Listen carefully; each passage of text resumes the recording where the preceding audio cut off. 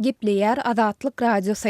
Türkmenistanyň hökümetçi neşri daşary ýurtlaryň ýokary okuw jaýlarynda okuyan ýa-da okuwy ýerleşen türkmen ýaşlarynyň harby gullugy ýa-da süýşürmek hukugy barada makala çap etdi. Gunor News neşriniň 6-njy iýunda çap eden bu makalasy Türkmenistana dolanan studentleriň Aşgabatyň aeroportundan göni harby gulluga ekidilýändigi barada Azatlyk Radiosunda we Garaşsyz neşirde çykan habarlaryň ýa-da gawat geldi. Eger Türkmenistanyň raýaty öz hasabyna daşary ýurtlaryň ýokary okuw jaýlarynyň we orta hüner okuw mekdepleriniň gündizki bölümini okuyan bolsa, şeýle-de öň şeýle okuw jaýlarynda we mekteplerinde okamadyk bolsa, okuwyň möhletine barabar. Hemde 26 ýaşyny geçmedik bolsa, onda ol harby gullugy ýa-da süýşürmek hukugyna eýe bolýar diýip hökümetçi neşir Aşgabat şäheriniň harby wekilliginiň resmiýetine salgylanýar. Ýöne bu talaplaryň daşary ýurtlaryň ýokary okuw jaýlarynda internaturalary, aspiranturalary, doktoranturalary okuyan türkmenistanly ýaşlary degişli däldigini hem harby wekilliginiň resmiýeti belleýär. Bellemeleri hökümetçi neşir Aşgabat şäheriniň harby wekilliginiň resmiýeti bilen söhbetdeş bolan ýurt içindäki habarçysynyň adyny köpçülige ma'lum etmeýär. Şeýle-de gurrun edilýän wekilliginiň resmiýetiniň şahsiýetini hem aýdynlaşdyrmaýar. Neşir olaryň şahsiýetlerini köpçülige ma'lum etmedliginiň sebäplerini hem düşündirmeýär. Neşiriň habarynda çağırş boýunça harby gullugy geçmedik, daşary ýurtlaryň ýokary okuw jaýlarynda okuyan studentleriň harby gullugy ýa-da süýşürmek hukugyna eýe bolmak üçin okuyan ýokary okuw jaýyndan ýa-da orta hüner mektebinden berilen resmiýnamany üpçün etmäge borçludygy aýdylýar. Raýat ýa-da onuň enatasy dogan garyndaşlary, kanuny wekilleri bu resmiýnamalary sentyabr-oktýabr aýlarynda onuň hasaby duran harby wekilligine tapşyrmaly.